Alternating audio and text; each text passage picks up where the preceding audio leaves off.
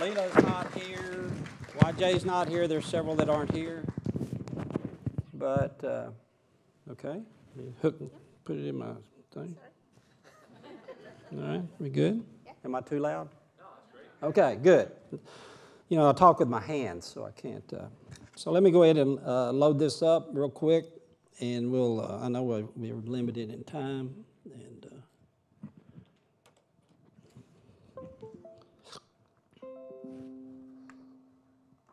I want to, basically what I'm going to give you today is my Rotary Club pitch.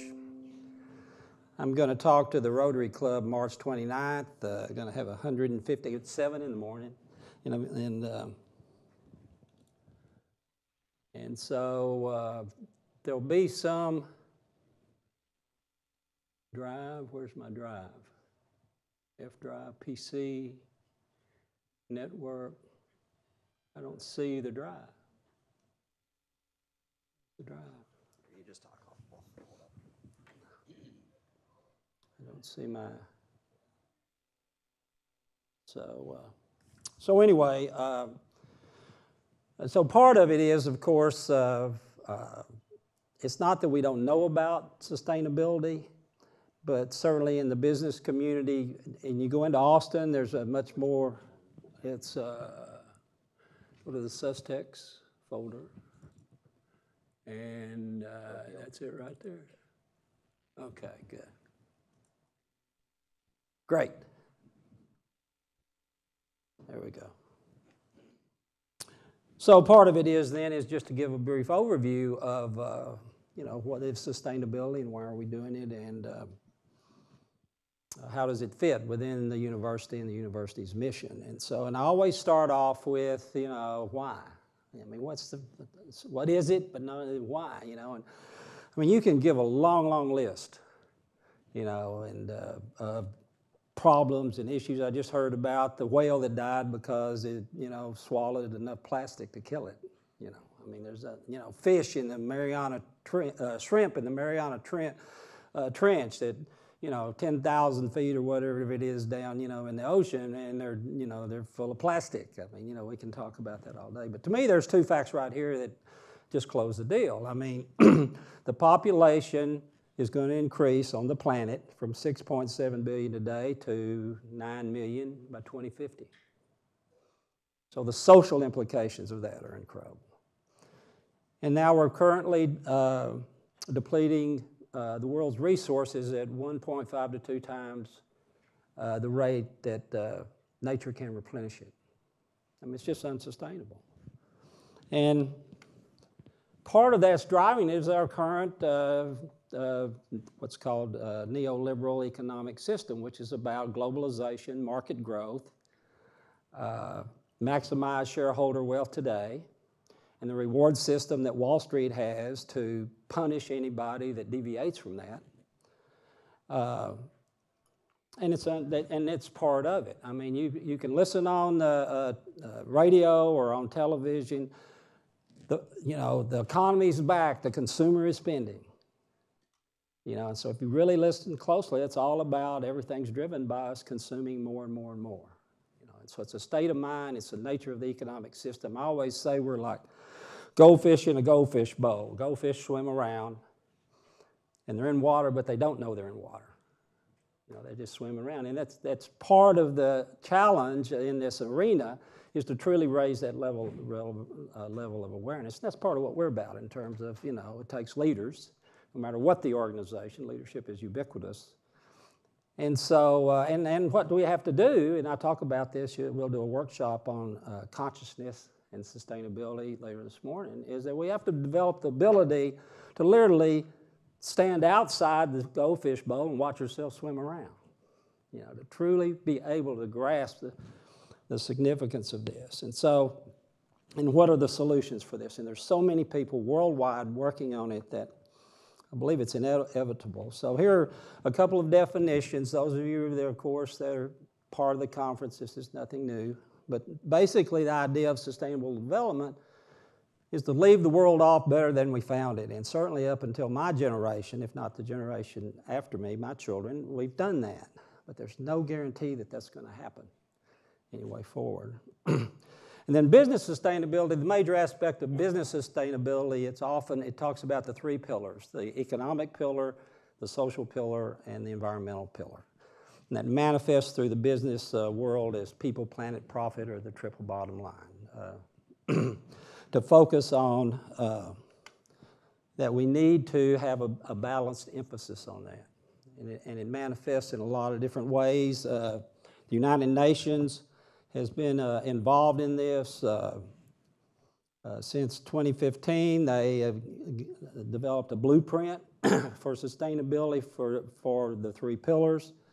And at the heart of it are what are called the SDGs, or the Sustainable Development Goals. And really there's 5 pillars underlying. There's 17 of them, those, and that's and you can just look at that. But the 5 pillars of people, planet, and prosperity, and partnership, and peace. So this is the universe within which I don't think many of us can disagree that this should be one of the goals of us living together on this one planet. And so, and so here we are in a business school. We're not in an environmental science school. We're not engineers. We're not architects. We're not geographers. So what? We still got to make money. We've got these 3 pillars, but the foundation has to be economic. If we don't generate economic returns, we won't have any money to do this. The question then is, what kind of support, what kind of regulation, what kind of oversight is needed, and how does that happen? But the point is, there's a lot of money in sustainability too, $12 trillion worth. And and what we do in our program is we really emphasize these 17 goals, and I think you can read them there about the various areas that they cover, which are social and environmental. And then the last one is partnerships, that we truly do have to create partnerships. And one of the impetus for our program is it doesn't matter which of these there are, where the organizations are, because each of one of these provides an arena for opportunities for business, for social entrepreneurship, for focusing on various aspects, if nothing else, the aspects of we can run our business more sustainable and more efficient. And this is where you're seeing the low-hanging fruit in this arena is we can save money by being more sustainable. The question is, how can we move beyond that? And then how can we say, okay, yes, we want return for the shareholders, but also we've got to pay attention to these other arenas, because if we don't, we're all going to suffer greatly sooner or later. So there's lots of business opportunities, and leadership is, and so here's another, if Harvard Business Review writes about it, it's got to be real, right? If they say there's money in it, there's got to be money in it. So they did a study, and they said, yeah, there's a lot of benefits to organizations, to embrace sustainability. And I won't give a long diatribe on what is leadership. This is the definition. There's many definitions of leadership as there are leaders. And so ultimately, if you're a leader, you have to put a stake in the ground. You say, this is the one I'm going to. The only thing that definitions of leadership have in common is they're all about influence to engage others towards some end. And after that, what you have now is people. I'm on the board of Leadership Quarterly and have been for 10 years, so I can't tell you how many articles I've reviewed. And the trend now is to put an adjective in front of leadership. Now we have a new model of leadership. So it's insane. The field is insane. But I like this because it's got 2 aspects. One, the idea of intrinsic motivation. Our leadership's about really motivating people to pursue a vision. Management's about control. Leadership is about motivating people to change. Well, change for what? Well, we believe we found a focus. And so I just made this up. I haven't shared it with my colleagues. I was thinking about this presentation, so, you can shoot arrows at me if you wish, but dedicated to co-creating a conscious, flourishing world that works for everyone. Now that's a vision. How can we have a planet and business and social justice and environmental flourishing that works for everybody. And where the arena that I work in, I teach a course in leadership formation and development, it first starts with waking up, with becoming conscious. We'll talk more about that in the workshop we're going to do later today, and you'll get a sense of that. You'll experience that to some extent. So in this slide, basically, our emphasis is on awareness and activity, and especially that leaders should actively seek to change the world for the better. Yes, we want to make money. Yes, we got to satisfy shareholders, but that is not our ultimate goal. And we have a business model that we use that basically shows, if we engage our people and they're committed, then they're going to work to continuously improve processes, and guess what? We're going to have higher quality products and services, and to the extent we're focused on sustainability, we'll have more satisfied, a larger ecosystem of satisfied stakeholders, and then guess what? We make money. So money falls out the end. It's not the fundamental focus. And so basically what this means is the definition of leadership changes. To the extent you seek this and pursue this, we're all leaders. We all have a sphere of influence. Well, where are we going to exercise that fear? Are we just going to react to it, or are we truly going to find a way? The two universal human needs that we all have is one for a sense of purpose so that our life has meaning and makes a difference, and also a sense for community or belonging or a sense of membership whereby we are supported and cared for and loved, and we move together in pursuing a common purpose. And that's very much what the work I've been doing the last 20 years is about. And we want to live in, we want our children and grandchildren to inherit that kind of. So basically, that's what our curriculum's about. We challenge our students to really be aware of this and think about it. And certainly be aware of the dominant economic logic that is driving all this.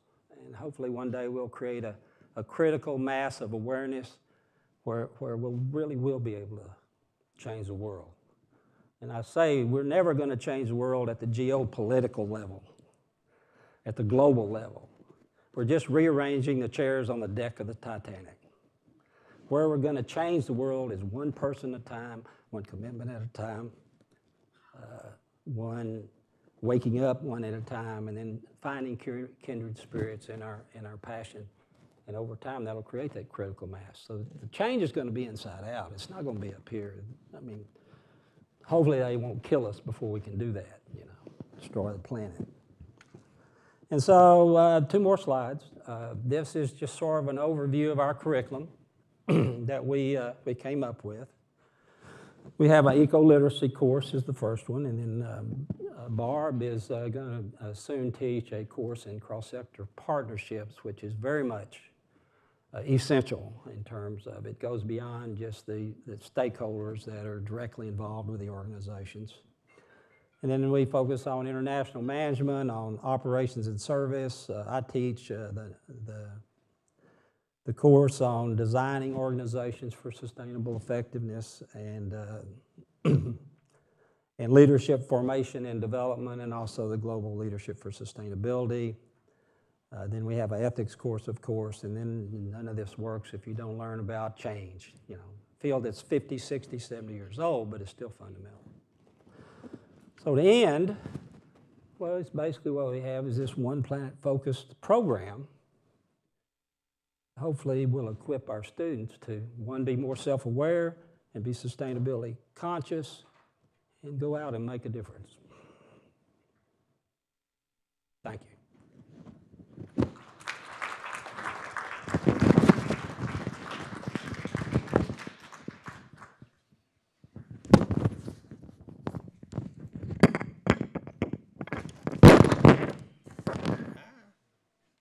Lots of banging. Sorry about that. Ruckus exit. No, I'm just going to introduce our next speaker. Let's see if I can get his presentation pulled up.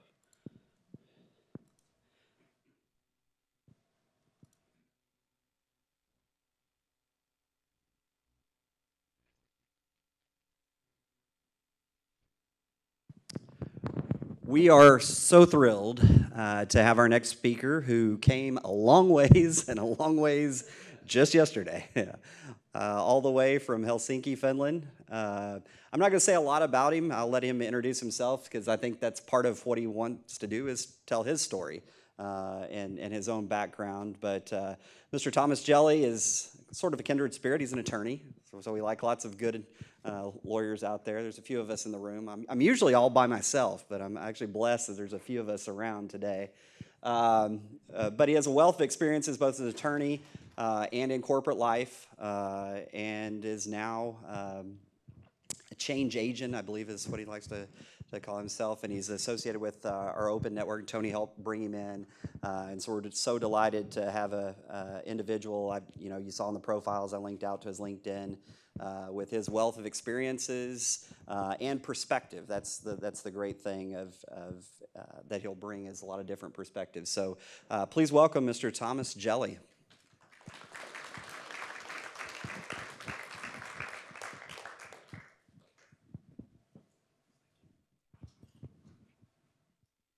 Okay. I grab the clicker. Okay. I'll bring it.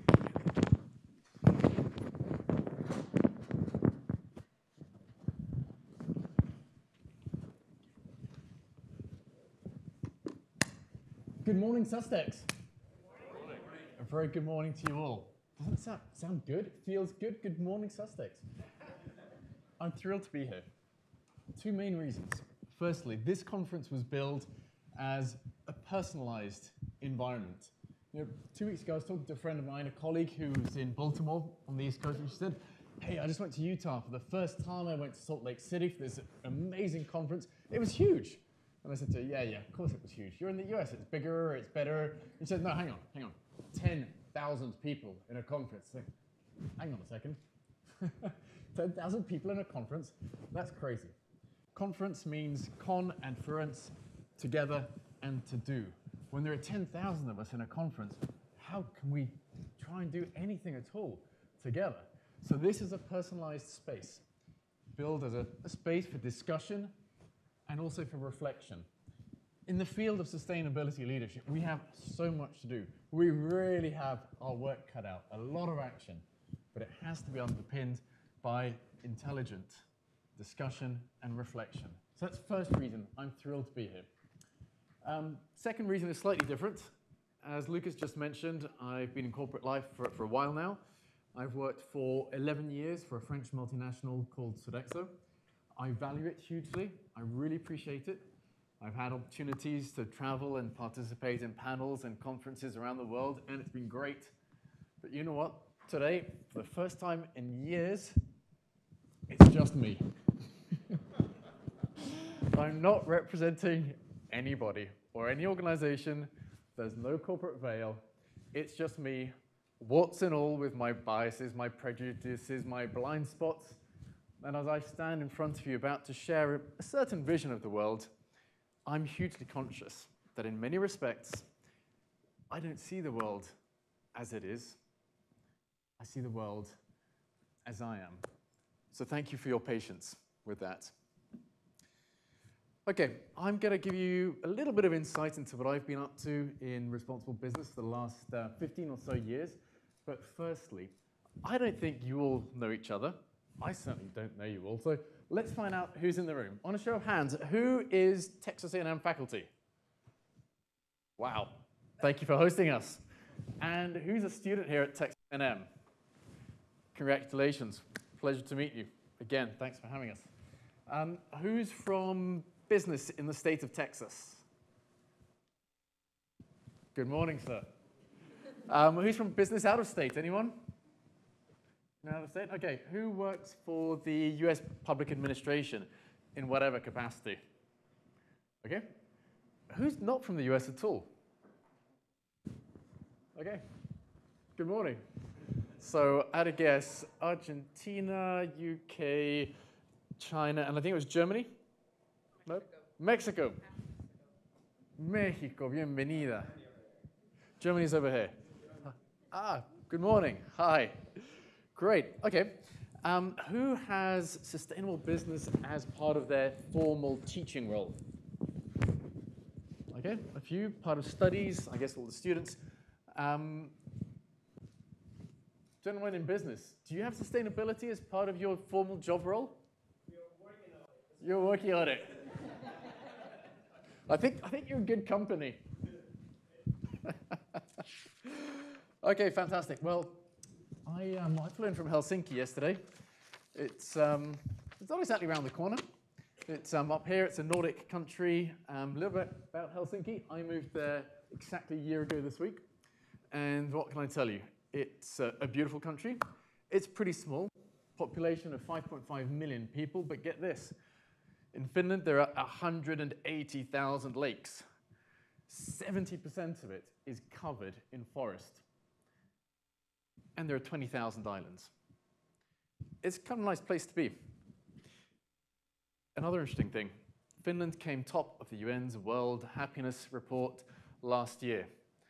But the things are kind of strange. You say that to them, hey, isn't it great you came top of the World Happiness Report? They go, oh yeah, really? That's really surprising.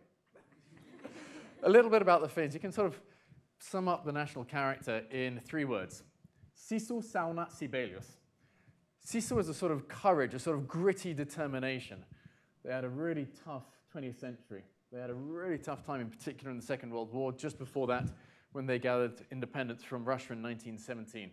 So Sisu is a sort of characteristic grit, which means that when somebody tells you you came top of the happiness league, you go, yeah, okay, this is a sort of quiet, dignified pride, but mixed with modesty. Sauna, that's how they say it, sauna, sauna, sauna, right? Really hot. It's the national sport, and it's great fun, especially when it's freezing in winter, as it is. Lastly, Sibelius, the national composer, hugely inspired by nature. So Finland, Sisu, sauna, Sibelius, islands, lakes, and a pretty happy people, even if they won't shout about it from the rooftops. I moved there a year ago this week. What does it look like? Well, here on the slide, you've got a waterfront view of Helsinki with the main cathedral, Helsinki City Hall, taken on a beautiful day in summer. Lakeland view, lakes like this everywhere, they're beautiful. In the summer, the water gets up to about 28 degrees Celsius, pretty amazing. But when I left yesterday morning, it was still snowing, not quite as lovely as that, but it's been kind of like that since just before Christmas. So in terms of the natural environment, it is absolutely beautiful. Welcome anytime. Okay, I'm not from Finland. You might have guessed by the silly accent. I'm half British, I'm half French. I also grew up in part in Mexico and in Argentina. I spent 5 years in Latin America as a child, and that was fantastic. Really, really thrilled. Until a year ago, I lived in London. I spent most of my adult life there. I went to school in the French and the British systems, to university in Paris and London. I qualified in law from both universities and joined Lucas as a lawyer. So I started off my working life in the City of London, working in corporate law. And it was okay. You know, I worked for a big, shiny law firm, big name, and for a 20-something-year-old, I was really well paid. There was just a little problem. I kind of found it really dull. Unfortunately, after all that training, and the more dull I found it, the less enjoyed it, and the less enjoyed it, the less good at it I was. And I'd kind of always promised myself that if I didn't enjoy what I did by the time I was 30, I would quit and I would go and do something else. And sadly, that became kind of self-fulfilling. But I was very lucky in law. I was very lucky because the first case I ever worked on was a piece of litigation involving Shell, the oil major. Some of you might remember that in the mid-1990s, Shell's operations in Nigeria came into a bit of bother. In a nutshell, the Ogoni people in Nigeria claimed that Shell was destroying its environment. The Ogoni people also claimed that Shell was complicit in human rights abuses. And the low point of this was the alleged extrajudicial hanging of the leader of the Ogoni people, Ken Saro-Wiwa, and 8 of his colleagues. Now, I was involved in a very discreet part of the litigation brought in the US under the Alien Tort Claims Act, And as soon as I qualified as a lawyer, for 3 weeks from dawn till dusk, my job was to read through the word-for-word depositions of people involved in Nigeria. So I had to read through the accounts of Ogoni people, members of Ken Saro-Wiwa's family, Shell executives, and the contractors of Shell in Nigeria. And I did this every day for at least 3 weeks. Now, you might have thought I'd be in a position to tell you what happened. But the truth is, I came out of that experience none the wiser, and still today, I have no idea what happened. But I can tell you this. I came out of that with one single conviction, and it's this. There is no reason I can think of why any business or any other organization with the people they have, the skills, the knowledge, the incredible reach, there's no reason I can think of why every single business on this planet, every single organization cannot contribute to a more sustainable world.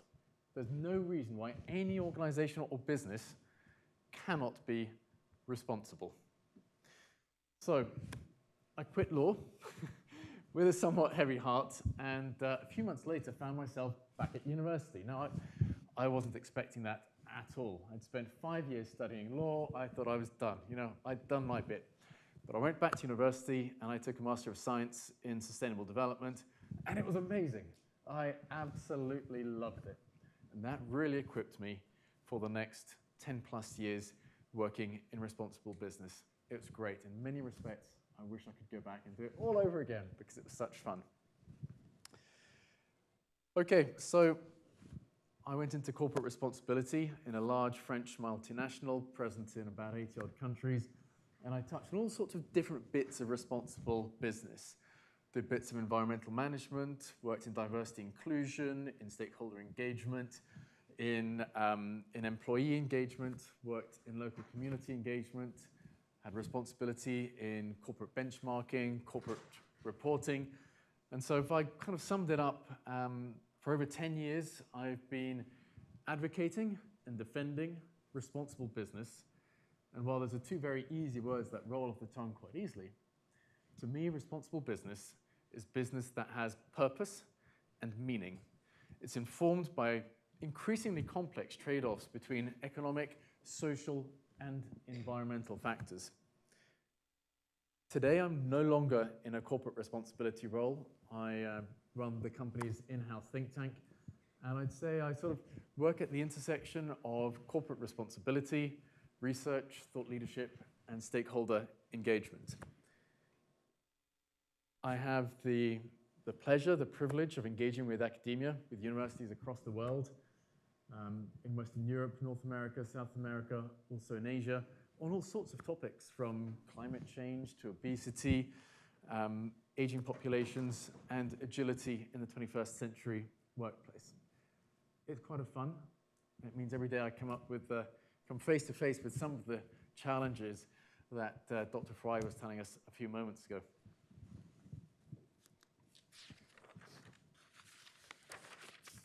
So listen, thank you for having me. It's great to be back in Texas.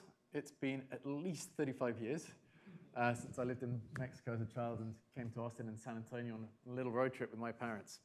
But it's nice to be back. We have a generous amount of time together. And this is what I'd like to suggest to you. This conference is all about leadership for sustainability. You've had a view of sustainability from Dr. Fry. I'm going to give you a little one as well. They're kind of connected, thank goodness. But it's important that we have some idea of what we're talking about, right? And I'll let others who are much, much more qualified talk about the nitty-gritty of leadership. But I'm going to start with the bit of sustainable development that I like the most. And then we've got our work cut out. We've got to take lots of action. But you know, if this sustainability business was easy, we wouldn't have to be here talking about it and trying to work it out, right? So I'd like to share some of the things that I think get in the way of leadership for sustainability. I'd then like to have a quick look back over 15 years, give you some idea of the things that I've seen in business, and then I'd really like to focus on the urgent, pressing need, the things that we have to start doing now, I think, and really fast. We've got a burning platform here.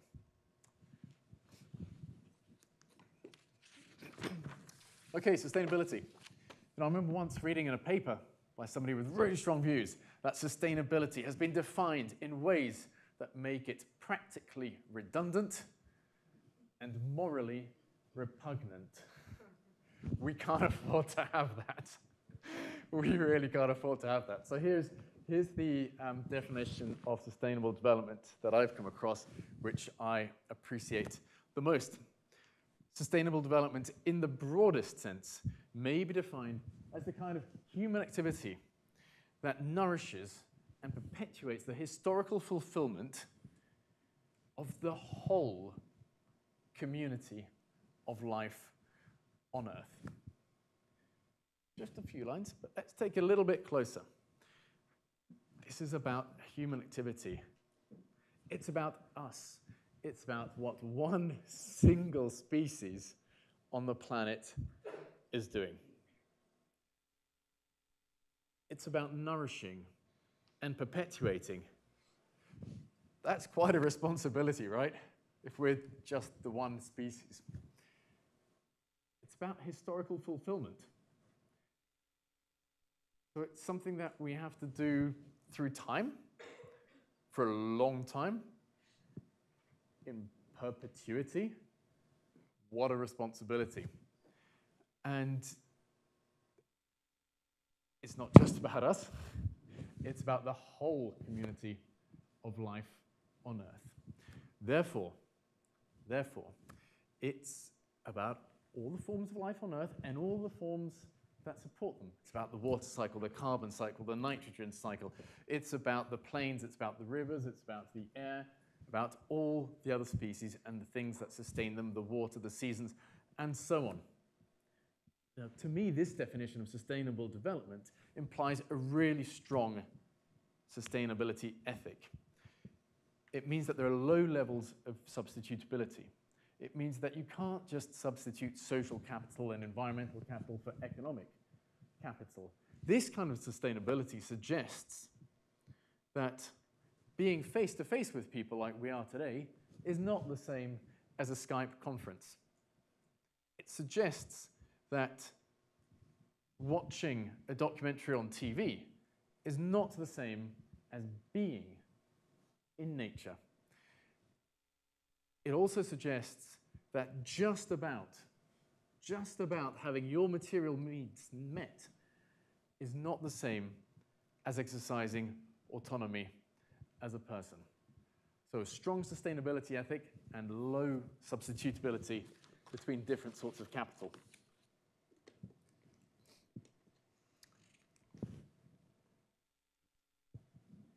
Here's that definition a bit more closely. Now, there are other takes, and to keep it simple, I'll refer to David Attenborough, the British naturalist. Is David Attenborough known in the US? Yeah. Okay. Okay. So you can picture the guy, kind of husky voice, huskier than mine. And as David Attenborough puts it, anyone who thinks infinite growth is possible on a finite planet is either mad or an economist.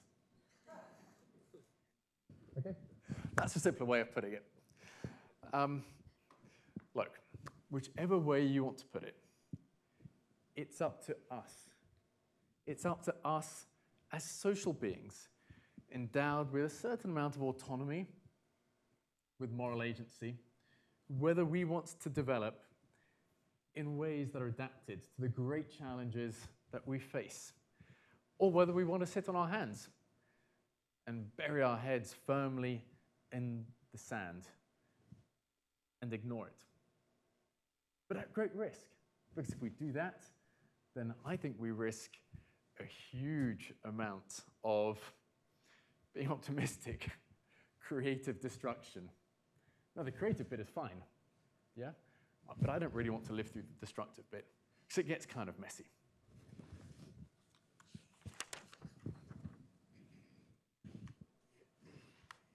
Okay, look, I'm not going to give you a big panorama of sustainability challenges at all.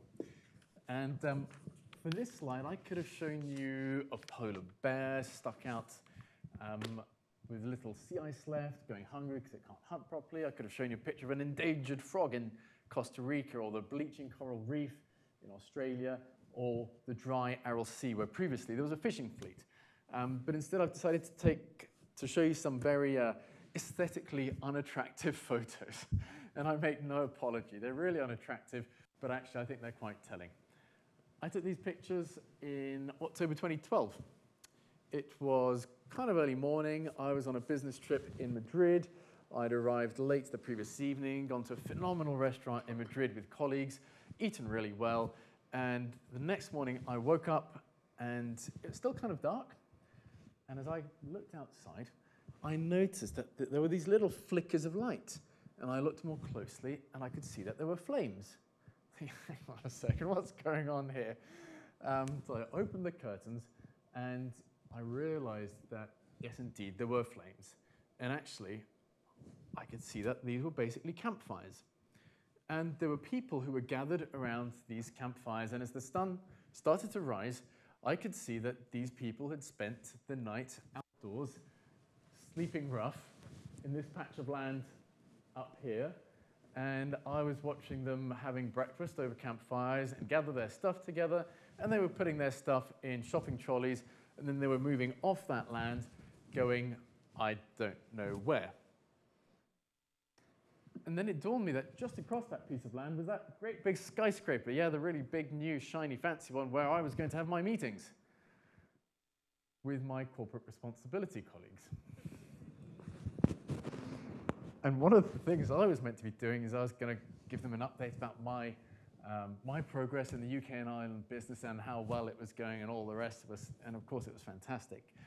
But I didn't do that. Instead, I took some pictures, stuck them on a slide, and that's the slide I showed to them. And I said, look, I think we got a problem. This is Madrid, but actually, it could have been London, it could have been Paris, it could have been Rome, maybe Detroit as well in 2012. And I said, look, as an organization, we collectively need to be aware of this. We need to think about how we respond to it. We need to think about what we say about it, how we feel about it. Because it's in our backyard. And it's not going away anytime soon. So this is a very human face of what, to me, looks like really unsustainable development. And you know the bit about creative destruction? Well, here are some more pictures. Does anybody recognize the picture on the right of the screen? Okay, I'm sure this guy does. This guy's a fellow Frenchman. Probably some of you have seen the other picture on the screen as well. It's been in the news quite a lot.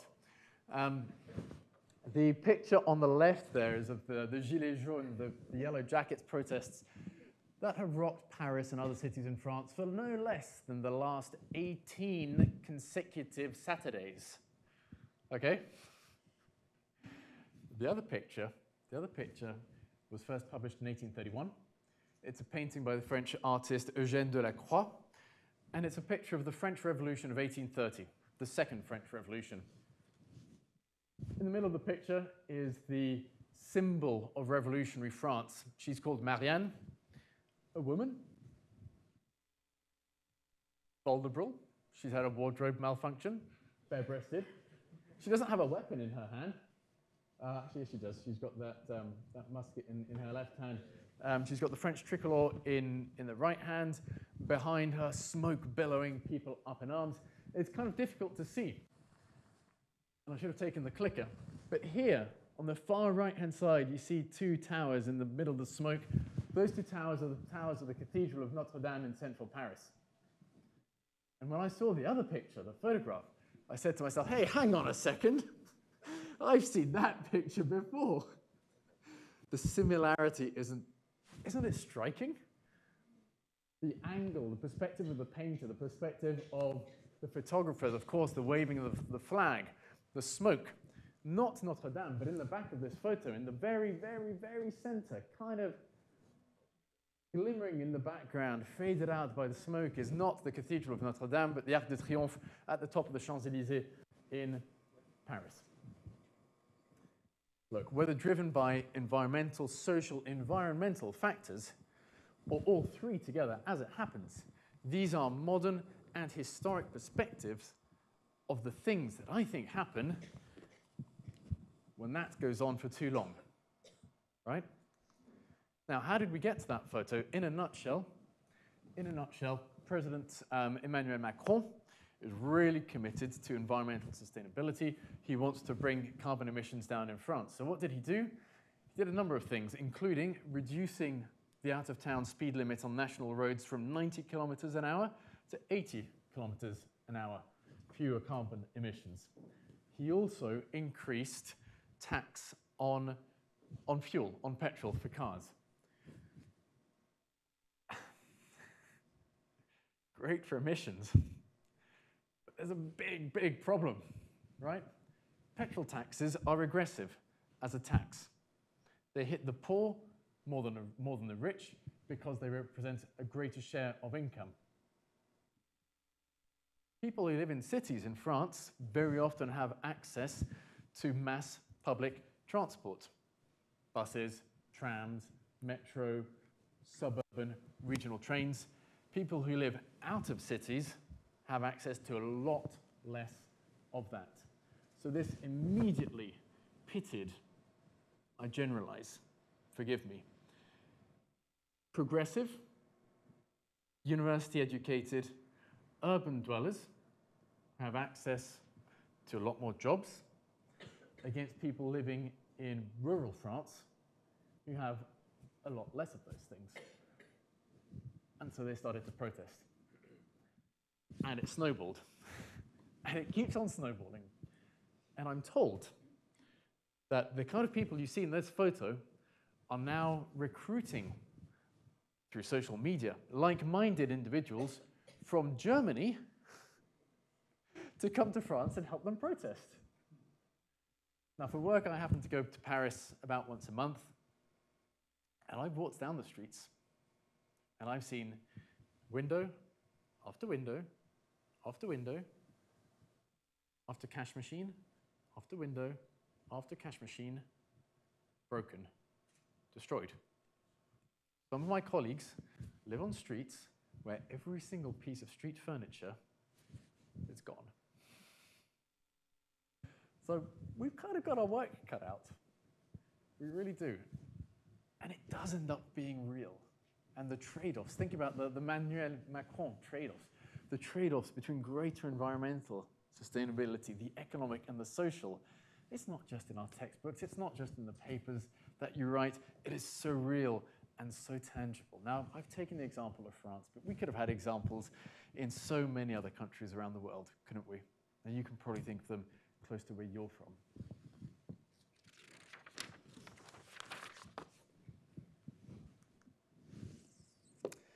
Okay, so look, I've set up at very high level the sort of sustainable development that I think we need. I've given you some images of what I think unsustainable development looks like. But clearly the $64 million question, the elephant in the room here is what gets in the way? Because, you know, ultimately, who doesn't want sustainable development, right? Who says, oh no, I don't want any of that. I don't want social, economic, environmental development. Nah, you keep that to yourself. Who doesn't want it, right? So why is it so difficult? What gets in the way? Well, in some ways, we get in the way of sustainable development. So what I've done for this next section is I've taken a number of little vignettes, little stories, little images, and stuck them together to give some idea of what I think gets in the way, because then we'll move on to what we need to be doing instead, right? This is a conference about sustainability leadership. We're going to be talking a lot about business, which is great, business and organizations, but in the end, businesses don't have souls. Businesses don't have feelings. Businesses don't have emotions. In the end, it's only people who are motivated or not to act in a particular way. So in this section, I'm going to focus on some of the things we do and don't do as people, because ultimately it's only we who inform how businesses and other organizations behave.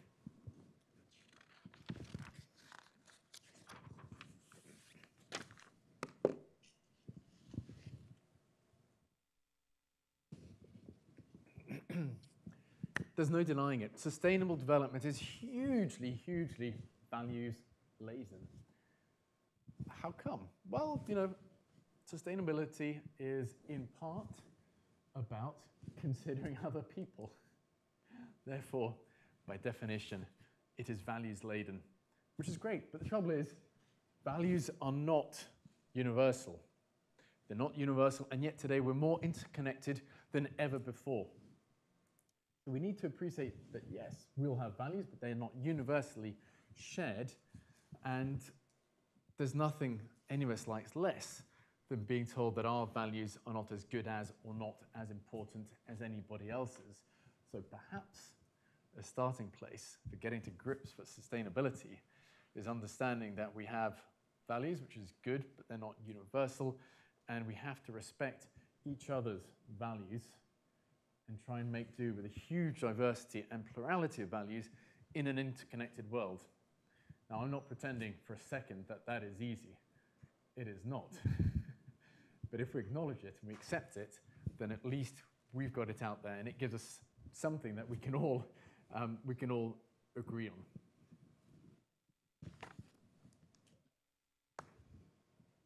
on. This is not just a pot of jam. This is about positive time preferences. And I choose a pot of jam because when I did economics at school, my Welsh economics teacher used to try and tell us about savings. And he would say, think about savings this way, in his strong Welsh accent, which I'm no good at. He'd say, less jam today, more jam tomorrow, right? But instinctively, we have a problem with that. We want everything now and today, and our consumer cultures really help us to want it now and today. Take this as an example. Hey, Jody, this has been great. As soon as it's over, have $100. He's smiling. Jody, I'm going to come back in December and give you $100. Yeah, right, whatever. If I give it to you now in the break, you'll love it. If I come back in Christmas, it's the same $100, but actually, it's a long way away. We've all got positive time preferences. We want it now. The positive time preference is even built into us biologically, and it's so unfair. You walk past a place that is selling French fries or something with a high sugar content, you smell it, and immediately every single cell in your body says, give me some, because the hunter-gatherer in you is still wondering where the next meal is going to come from. So our positive time preference kind of gets in the way of sustainable development. But it's okay. We've done the experiments with kids and marshmallows. We know that deferred gratification exists. We know we're capable of it, right? We can deal with this. We can deal with less jam today, more jam tomorrow, as long as we're aware of it and we decide that that's what we want. And it's the same sort of thing in business, isn't it? We all know that, a quarter of exceptional performance in business is great, but we also know that the long-term growth, the long-term curve is even better. I chose this one because even just seeing Robin Williams' face makes me want to smile. Okay, look, even if we can see beyond the ends of our own noses, we still kind of have a challenge with proximity. Proximity in time, proximity in space. I think by and large, most of us still, at some level, we still kind of struggle with answering the question, who is my neighbor? The challenge remains, despite the fact that we've never been so close to everyone else on the planet. You can pick up your smartphone and contact almost anyone, almost anywhere. We've never been so close to the rest of the world visually, in terms of hearing. Today, you can almost smell the seas, the lakes, the rivers, other people's lives through your mobile phone. We've never been closer to them than ever before. So when it comes to proximity in space and in time, technology today gives us the ability to to be closer to everyone and everything else we share the planet with than ever before. Surely that makes our task easier.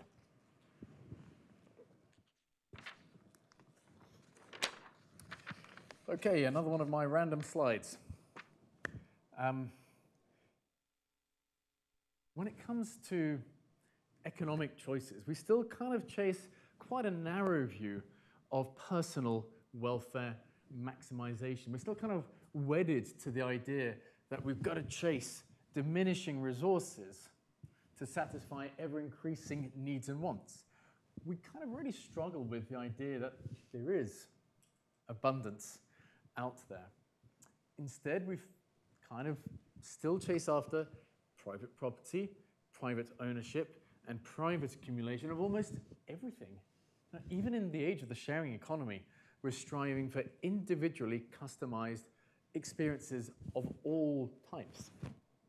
This is despite being the most social species on the planet, and we really are. And if you don't believe me, several decades ago, with less processing power than I have in my breast pocket right now, a bunch of people down the road sent a few people to the moon. Right? We are intensely social, and we are so good at it. So why are we choosing this individual, personalized, private, absolutely everything? Okay, now I'm going to explain the picture. Anyone ever been to a town or a city in England? Okay, a few hands up. Right. This is a row of houses. We call it a terrace. You see the one with the red arrow that says this one? That was my house. I lived there from 2009 until exactly a year ago. It's a terraced house in a street of 100 on one side and 100 on the other side. These houses were built in 1890, very cheaply for railway workers. And we've done all sorts of things to them over the years. We've knocked walls down, put walls up, we've put loft extensions into them, we've created pretty little gardens, and they're kind of quaint, kind of cute. Here's a satellite image of the street. Again, 24 Nelson Road, that's where I lived. The green square, inside the green square are several hundred tiny, incy-wincy little gardens. Every one of those houses has its own backyard. It's kind of nice. It's kind of nice. You get your own little bit. So the area inside here is, it's not huge. It's not huge, but it's not tiny. You can fit several tennis courts in it. You can probably just make out the cars in the street, so you can make out, it's a reasonable amount of land. And you know what? Pretty much every person who lived in every single one of those houses wished they had a bigger garden. They'd like to have a little bit more space. Ideally they'd like to have bigger trees, bigger shrubs, some prettier herbaceous borders, perhaps some benches, maybe a tennis court, a vegetable patch, some more fruit trees, room to walk around and enjoy the sun, a greater sense of being outdoors. There you go, here's an example of what they'd like. This is a photo of one of the famous private London squares. So really expensive houses around this kind of square, they share it, it's big, it's beautiful, and most of the people who lived in the street where I lived would have liked to have something like that. Something got in the way, and it wasn't the size of our wallet. You know what got in the way? This. In every one of our little gardens, almost without fail, each one of us had our own little private garden shed. My private garden shed. In each one of those 100 or so, 200 actually, sheds on that small plot of land, we each had a spade, a tool, a fork, a lawnmower, a power drill, and a bucket. And every one of us individually tended our own little patch with our own set of tools while lusting after more space. What stopped us from having more space? What stopped us from ripping down the fences spending the same amount of money, but having bigger, better space with all the amenity that we dreamed of. Nothing stopped us, nothing apart from us. Our desire to have our own little private enclosed space stopped us. And at the same time, we'd go into central London and look into these garden squares and go, oh, wow. If only I could have one of these. Isn't that nuts? And I dreamed of going down my street, up my street, knocking on the doors of neighbors and says, you know what, do you think we should try this? And one of my big regrets is I never did it. If I ever move back to London, perhaps I will. But look, this is just an illustration of a system that we've had going in this particular case for over 100 years. But it's not bound by the laws of physics. This is about us. It's about how we organize ourselves. It's about the funny ways that we think about personal welfare maximization and how wrong we can get it when the only barrier, the only thing that gets in the way in the end, it's us. And we have choices, and we can exercise those choices.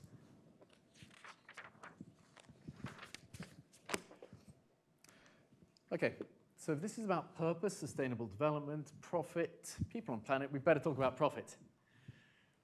Profit, it's kind of, ooh, in some circles, profit is kind of dangerous, isn't it? It's greedy, it's excess, it's necessarily, we think, at somebody else's detriment. There are all sorts of economic theories about profits, the goods, the evils of it. But I'm giving you another random picture to make us dream about profits. Anybody recognize this picture? Apart from the Frenchman in the room. Anybody? No? Okay. I think I saw a hand up. Yeah. Have you been there? I have not. Me neither, but I really want to. Okay, so yeah, this is a cave painting in France. It's a place called Lescure. It's in sort of southern central France. It's not just any old cave painting. This cave painting was discovered by two teenage boys in 1940 who were out having fun, and they walked into a cave and they came across one of the biggest, most important prehistoric finds ever. They stumbled across the caves of Lescure, which hold approximately 6,000 images that date back 17,000 years. And why do I put this up as profit? Look, I don't know about you, but when I think back to our ancestors 17,000 years ago, I think of really tough lives. I think of struggles to find food, shelter, warmth, security. And yet, apparently, 17,000 years ago, our ancestors had enough of a surplus of all of those things to come together with warmth, with light, with food, with time, with peace, with prosperity, with collaboration. They had a surplus of all of those things that allowed them to create 6,000 images of their lives. That's what they did with their profit. That's what they did with their abundance. Challenge I would pose to all of those of us who work in business and organizations as a whole is, how do we generate profit? And what do we do with it?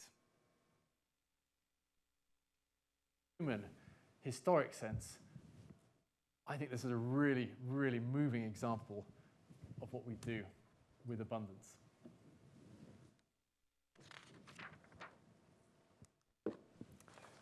Still in the world of business, I've had a little bugbear for a while. It's all about the nature of sharing risk. And it's quite simple. It goes like this. We invented the corporation a few centuries ago, and in its essence, the corporation is just an instrument for sharing risk around an enterprise.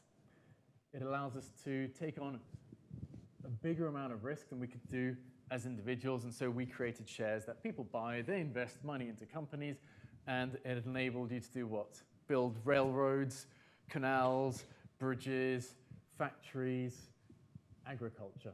We share risk. And today, we rightly expect business to take long-term views, to be informed by and sensitive to economic, social, environmental, complex trade-offs. We expect business to take a long-term view. But we've got a problem, because the underlying instrument, the underlying asset that allows us to share risk in publicly traded companies anyway, the share, you can buy and sell from 1 second to the next.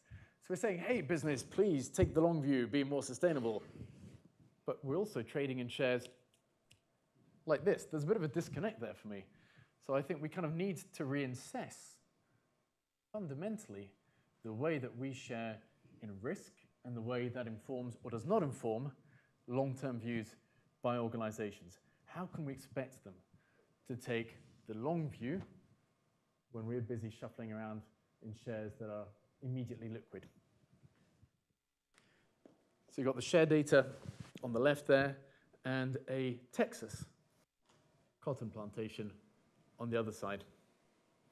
The shares come and go in a matter of seconds. Obviously, the cotton plantation requires a bit of a longer view, and I think there's a mismatch between the two.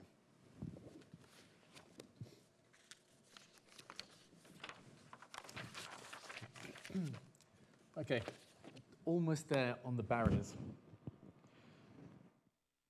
Sometimes strikes me that in business, everything has to be measurable, everything has to be quantifiable, and we run around saying that if it can't be measured, it can't be managed. And in many respects, in many fields of activity, that's correct. That is right. But at the same time, funnily, at a societal level, we've grown to distrust data and experts. We also undervalue awe, beauty, wonder, and joy that is so contagious. Things that have always moved us to do great things in art and literature, in dance, in architecture. We've known for such a long time that not everything can be measured, not everything can be valued, and so much of what can't be is precisely so valuable. I wonder, I'm sure some of you are familiar with what I've put up on the screen here. It's quite old, dates back to a speech given by Bobby Kennedy at University of Kansas in 1968. And there are people all around the world, economists, institutions, working on alternatives to GDP. How many of you are familiar with this speech? Okay, cool, a couple of you. Well, look, let's face it, the Kennedys had the gift of the gab. They were great orators, taken, but I still think this is worth something. The gross national product, they were talking about how we measure the value of the economy, right? Gross national product does not allow for the health of our children, the quality of their education or the joy of their play.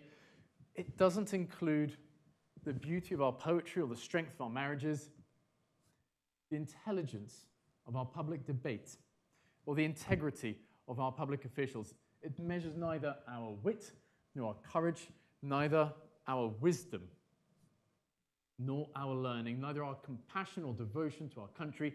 In short, it measures everything apart from that which makes life worthwhile.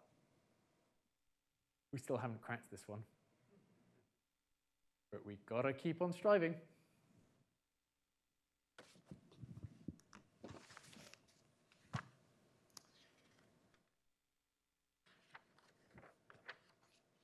Why do we have to keep on striving? Because that soft, fuzzy stuff, which are so difficult to get a hand on, it moves us, it inspires us. No matter whether we're students, we're teachers, we're in business, that's the stuff that really moves us. Okay. What gets in the way of sustainable development? Well, here's a picture that I was given by my parents as a teenager. They gave it to me as a poster, and apparently this was the first time this kind of image of the Earth was put together. You'll notice it's cloudless. Satellite images, pixel by pixel of cloudless Earth, obviously taken in the Northern Hemisphere winter. And it was the first time, apparently, NASA had produced this kind of picture. To me, as a teenager, and indeed still today, this was a thing of awe and wonder, akin to those first pictures taken by the Apollo program. It's pretty cool. Today, it makes me think that the nation state, or rather the ways we think of the nation state, sit uncomfortably with many of our biggest sustainable development challenges. There are no lines on this picture, just seas and mountains, somewhere in there lakes, rivers, forests, deserts. And let's be clear about it. The plastics in the ocean that Jody was talking about earlier, they don't know borders. Neither do the migratory birds, the pollen, the particulates in the air, the hurricanes, droughts, or the wildfires. The nation state is quite a recent invention. It dates back in its modern form to the mid-17th century. It served us well, continues to do so in many respects, but for so many of our sustainability challenges, we have to somehow abstract ourselves from the concept of the nation state and think far wider. Even as individuals, every time we buy something, every time that we have something to eat, we're stretching beyond the nation state. We are playing a part in every purchasing decision we make. We play a part in the energy mix of different countries, in how they extract, use resources. We play a part in how they treat the workers who made whatever it is that we're consuming, whether it's a piece of high-tech kit or a green bean grown in Kenya. So even at a distance, no matter where we are, we have a stake in what's happening elsewhere. Okay, on to business.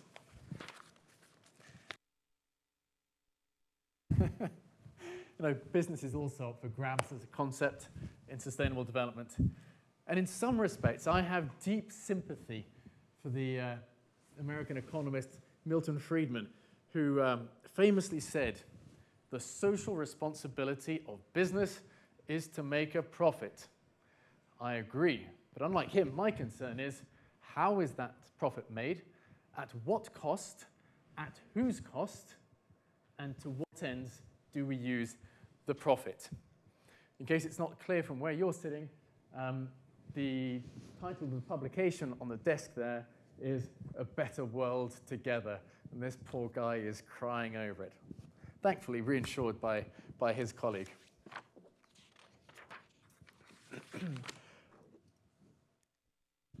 Okay. All of that to get here. I don't for a second think that climate change or biodiversity or social inequality or any of those things, I don't think any of those is the biggest sustainability challenge at all. For me, the biggest sustainability challenge is just about governance. It's about how we organize ourselves. And so I'm going to steal from another great American, Thomas Jefferson. These are words which I first saw on the Jefferson Memorial in your National Mall. Laws and institutions must go hand in hand with the progress of the human mind. As that becomes more developed, more enlightened, as new discoveries are made, new truths disclosed, and manners and opinions change with the change of circumstances, institutions, that includes business, must also and keep pace with the times. We might as well require a man to wear still the coat which fitted him when a boy, as civilized society to remain under the regimen of their barbarous ancestors. How we organize ourselves is going to be the linchpin, I think, in whether we can get to grips with these challenges and solve them. And those words of Thomas Jefferson always ring true to me when I think about our sustainability challenges and what gets in the way. So look, I've outlined a vision of sustainable development. I've given you some idea of the things which I personally think get in the way. But I'm an optimist. I have huge faith in humankind. I admire the human race. I marvel at the things that we achieve, the things that we can do together. I marvel at how kind we can be, how generous we can be, how creative and fun we can be, how humorous we can be. I also believe that we have enough money, really, already, enough knowledge, and enough technology to do an awful lot better than we are.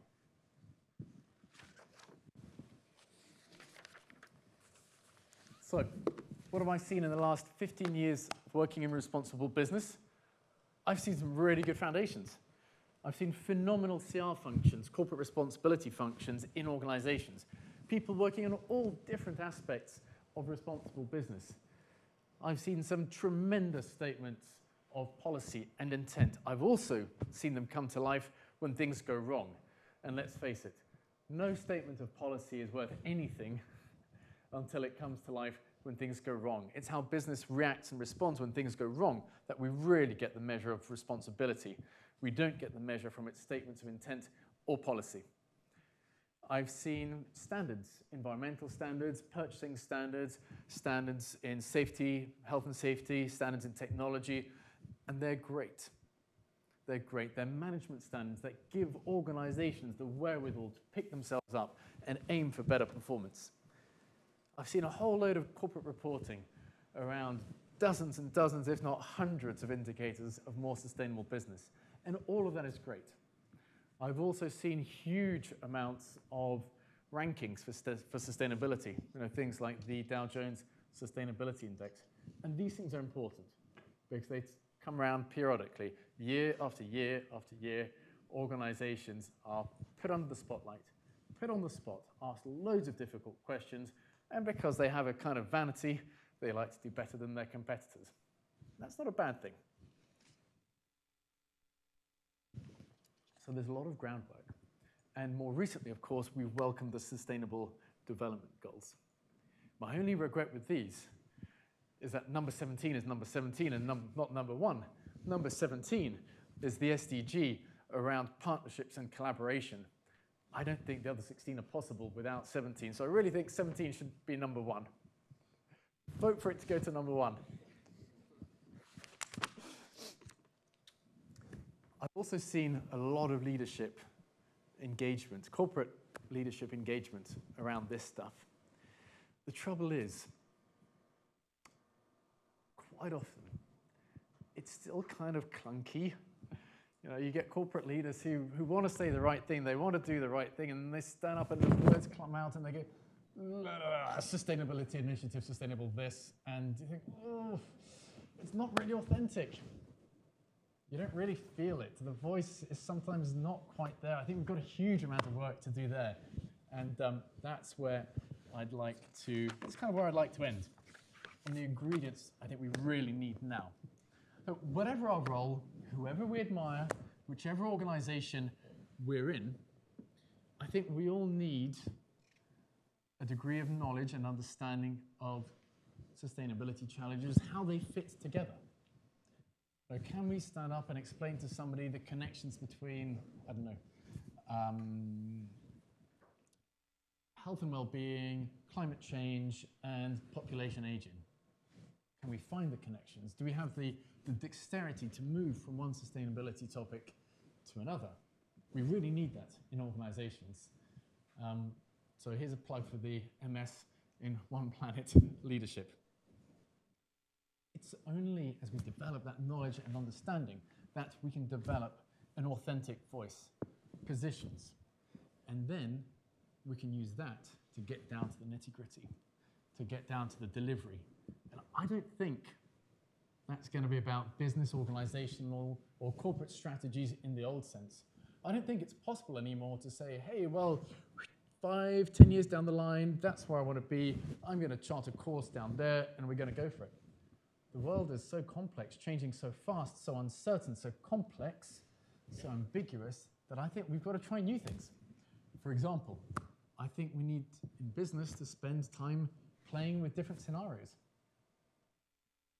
What do different scenarios look like? How would I get to them? How would I achieve them? How do I gather stakeholders around me to make the more desirable scenarios possible? Once I've done that, as opposed to writing out my 5-10-year strategy, how about I engage with something that's called strategic experimentation? I accept that the goalposts keep on shifting, therefore I'm going to accept a degree of experimentation, but it's strategic. As organizations, I think we need to get much better at zooming in and out from the macro scale of things to the micro. Something happens in the macro economy, whether it's boom or bust, whether it's change of government, whether it's any form of big event, how does that affect people at the micro level? How does that affect the people who work with me? How does it affect the individuals that I serve? Ed's not dad. This is about the sort of thing that we're doing today. Historically in business, there's been quite a lot of deciding things. We've decided something, we've announced it, but then you've got to spend ages defending it, right? We need to get better, smarter at forgetting about that and instead engaging a lot more, deliberating, and then deciding. Yeah, we'll spend a lot more time having conversations and discussion and all the rest of it, but then when we get to the decision, we've got more people gathered around it, and it's more likely to become reality. Part of all this process is about making sure that we can develop common stories, common narratives, the things that bind us together. As people working on climate change have discovered, it's no good saying if we don't keep the temperature to less than 2 degrees or 1.5 below pre-industrial levels, we've all had it. No, that's game over for the human race. That doesn't mobilize people. It doesn't inspire people to behave differently. If anything, it gets people kind of glum, lacking in hope, feeling that they're helpless. So the narratives and discourses that we build, yeah, they have to be informed by the science, they have to be informed by data, but it's not enough just to present that. We need to build narratives and stories around it, myths and fables, the sorts of things that throughout our history of social beings have helped us to bond together around common causes.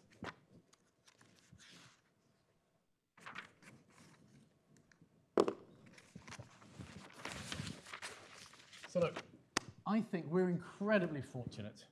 We are so very fortunate to have people remind us that this is probably the best time ever to be a human being on this planet. We are the beneficiaries of so many incredible advances. Think of the long, healthy lives so many of us have today, thanks to progress in nutrition, in education, in medicine. We benefit from incredible advances in travel, in communications, in all sorts of technology that allow us to be here together today and do things like this. These are the best of times. We're also fortunate enough to have people who will remind us that so much is at stake precisely because these are the best of times. And these best of times, in some respects, are quite fragile. I've no doubts that continued technological progress is inevitable, and it's going to be great in so many levels. What really concerns me is that governance, the way we organize ourselves and hold ourselves to account, is not developing anywhere near as fast as it needs to. That's making sustainable development very, very challenging. And that's why I think the biggest challenge is us. So look, I dream of purpose and profit for people and planet.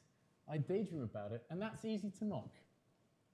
But if we daydream about it, we can act out those dreams with open eyes and make them real. So that's what I invite you to do. Jump in. Have a go. That's it from me. Over to you. Thank you.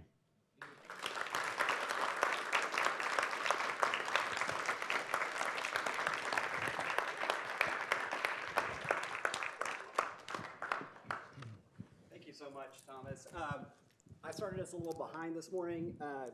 Again, we want to be conversational, so Thomas is here throughout the day, so if you got questions, we can catch at break, catch at lunch throughout, but we'll try to catch up a little bit. I think it's 12:40-ish. Let's start back at, or 10:40-ish, let's start back at 10:50 back in here. We've got another row of break snacks outside, restrooms again, right up the hall, and we'll start back with a nice workshop here at about 10:50. Thank you. That's great. Okay. Yeah, everyone. Ready? It was a challenge when you've got a broad choice, and I hope at least something resonated for everyone. No, it's like, you captured it quick, and it was great.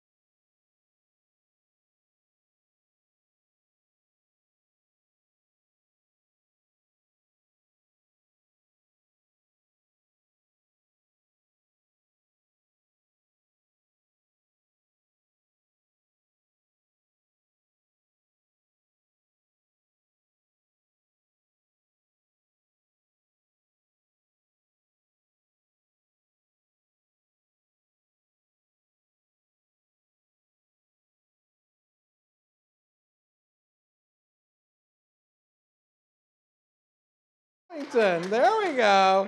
And the mayor at that time was a guy named Bernie Sanders. He was the mayor when they went 100% renewable energy up there in Vermont. Y'all may have heard of him. This here is a solar farm out in West Texas. This is what you have here is a 2-mile worth of solar panels, 1.7 million of them on 1,250 acres. That is not good for anything, but you can see it's desert out there. And so what happens, this is smart technology. When the sun comes up in the morning, the panels rotate as the sun changes during the day in order to maximize the amount of solar power generated.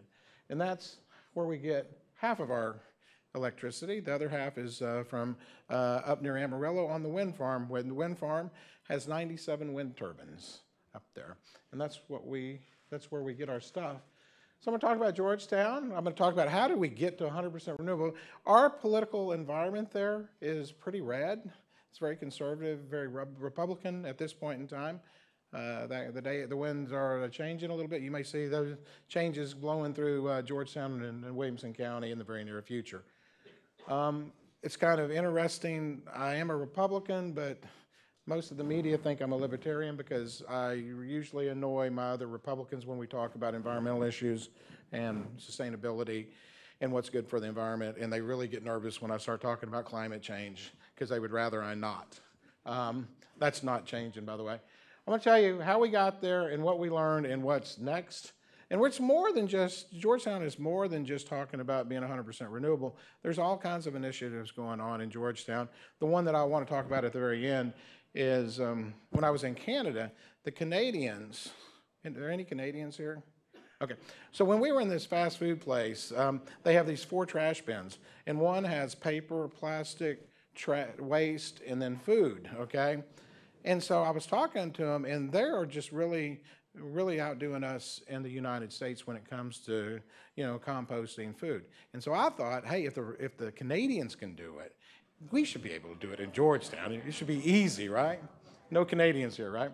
Okay. Here we are. Y'all know where we are. We're in the heart of Texas right there. Austin, our favorite suburb. We like to go down there and enjoy all the amenities and then come back to a more normal kind of environment. You can say we're in the middle of the state there. So, and way out west is where we get our solar energy, and way up north in the Panhandle is where we get our wind. 2 years ago, we recreated our vision. We want to know what we want to be, and we want to be a caring community.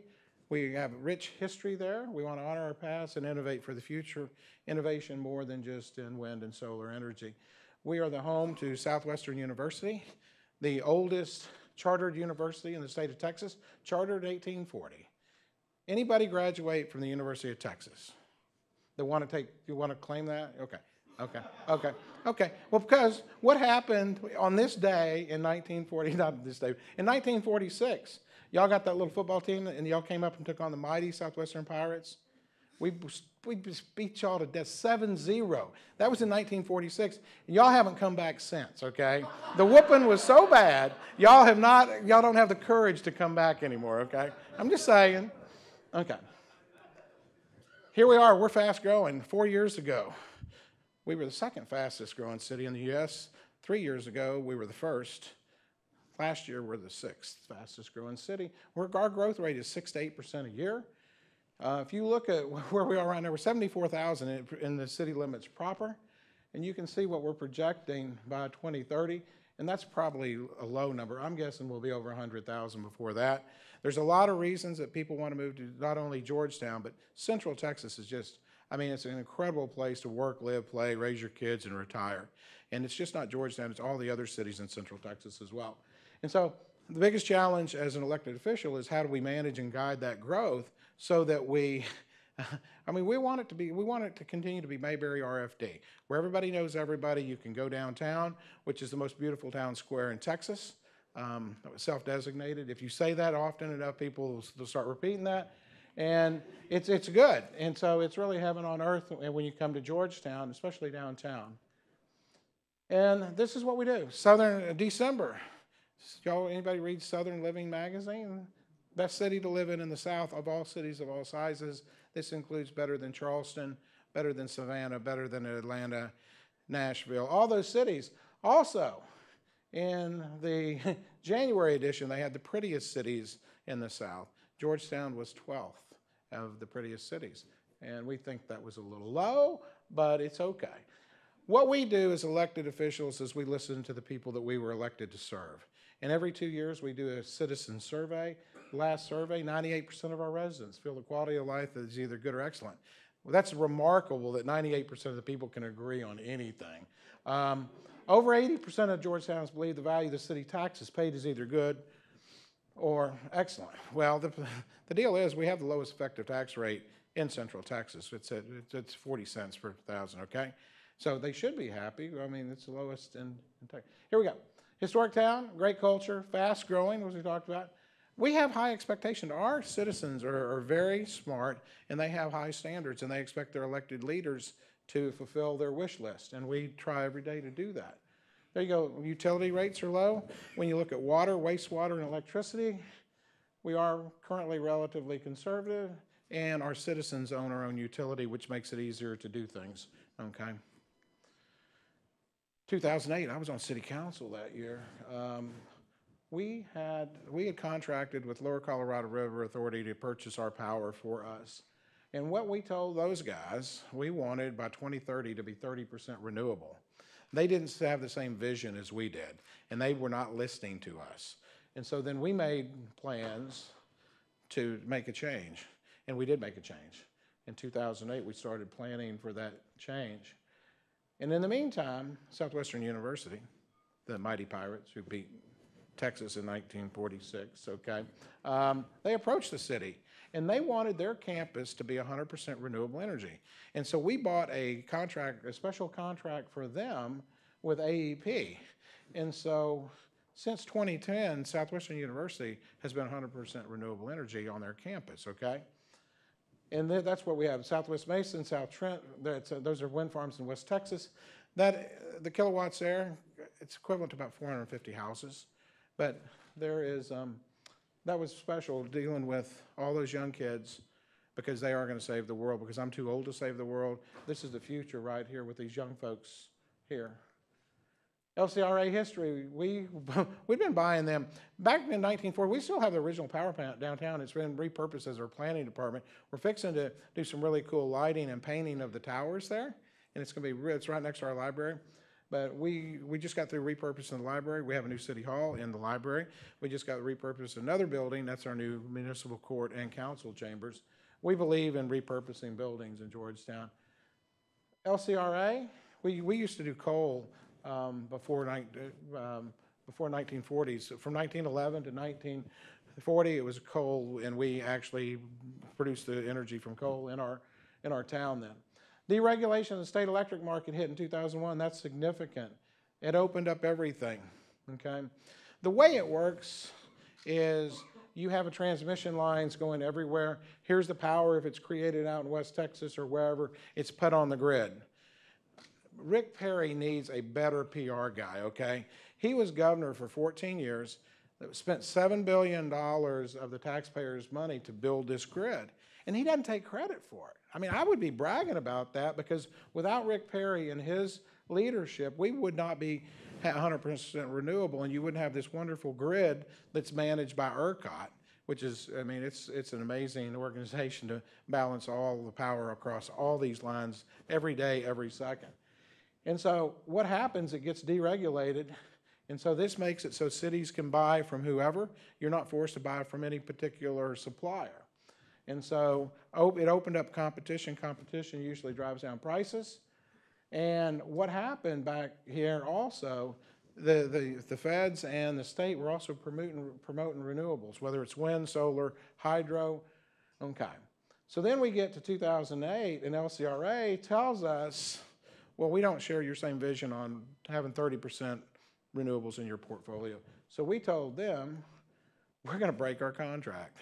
And they said, see you in court. And so we brought our checkbook and we wrote them a big check, because if we didn't write them a check to get out of the contract, we would never have been able to get renewable energy and to have our own sources of that. And so that freed us up to purchase power. We're not constrained. We don't own it. So when the wind farm and solar farm were being built, they took our contract to their investors and their lenders and said, look, our wind is 20 years, our sunshine is 25-year contracts, and there's no cost escalators. We'll pay the same per kilowatt of hour in 2043 as we're paying today, okay? So that gives us some cost certainty, and we'll talk about some of the stuff. We don't have a big investment in power plants, because all we're doing is contracting out for services. So this is what we wanted. We didn't want the low price, we just wanted it to be relatively low, within a range of affordability, okay? But we wanted long-term fixed prices for 20 and 25 years. It was making it hard to budget. When you're dealing in the short-term market, you have prices that go up and prices that go out. A lot of cities are doing that right now, and that's why your rates fluctuate so much if you're in one of those cities. You know, one quarter it's this much, and then it goes down, then it goes back up. We didn't like that. So what we wanted to do is, what sort of regulate with wind and solar? Not putting anything in the air, right? So back when we were talking about that, President Obama was in office, and he was talking, and the Democrats were talking about putting more regulations on fossil fuel. And so that was going to create risk in our view, and we felt like that renewables would be the way to go, because it mitigates two things. One, regulatory risk, environmental risk, and then the long-term deal mitigates this price instability. And so those were the two deal points that we wanted and we were able to accomplish. So this is what we're getting up there. Adrian, it's a little bit easy. It's a little bit west of Amarillo. We got 144 megawatts there, and we got 150 megawatts out in beautiful Fort Stockton, Texas. And that's the contract terms there. What happened on this one, and this will be an important point, what I'll make at the end to tell you where we are today. We didn't want 144 megawatts, we wanted 72. There was another city that was supposed to go in with us in half, and they were supposed to take 72, and we were supposed to take 72, but at the last minute they bailed out of the deal. So what we did is we had gone out for a request for proposal, and natural gas was actually competitive with wind and solar, but they would only guarantee rates for 7 years. So we couldn't do that. We wanted 20 and 25. A city bailed out on us. We took the whole thing thinking back then, you know, the federal government, the state government is going to make it more cost prohibitive for fossil fuels. And a whole lot, and ERCOT was saying there's going to be a shortage of energy in Texas. So we felt like we could sell our excess back to the market, worst case break even based on the projections of ERCOT. Oh yeah, here's all the good stuff. We've done all this stuff. This is worth about $60 million worth of free advertising worldwide. I did interviews with over 1 billion people in the last 18 months. My Republicans, they cringe when they see Mr. Gore there. And there's Redford Sun. That's the 60 Minutes in Germany. That's my Japanese friends. This guy he's a comic, and he is unbelievably funny. I can't even say the country. And this was from Korea. That's CBS Morning News. Okay, economics have a role to play here. We have a brewery, this microbrewery, it's called Wrench Brewery.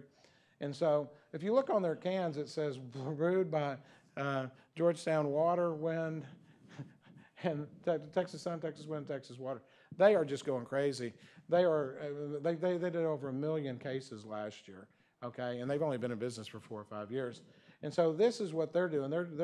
They're promoting renewable energy too, because all their beer is brewed with 100% renewable energy.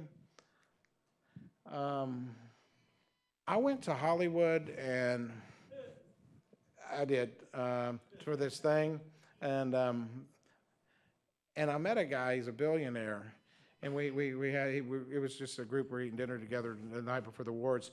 And I came back to Georgetown, and his financial advisor wanted to have a meeting. He wants to invest $50 million in Georgetown because of our environmental issue, you know, the initiatives that we're doing. Another thing on the economic, if you have a data center, it consumes mass quantities of energy. Normally, cities do economic development deals where you abate real estate taxes or sales tax. We can also reduce your cost of your electricity. That's another tool in our economic toolbox that we can use. The other thing is there are a lot of high-quality companies across the country that have these robust green policies, and they're looking to expand operations or move operations to cities and areas that are very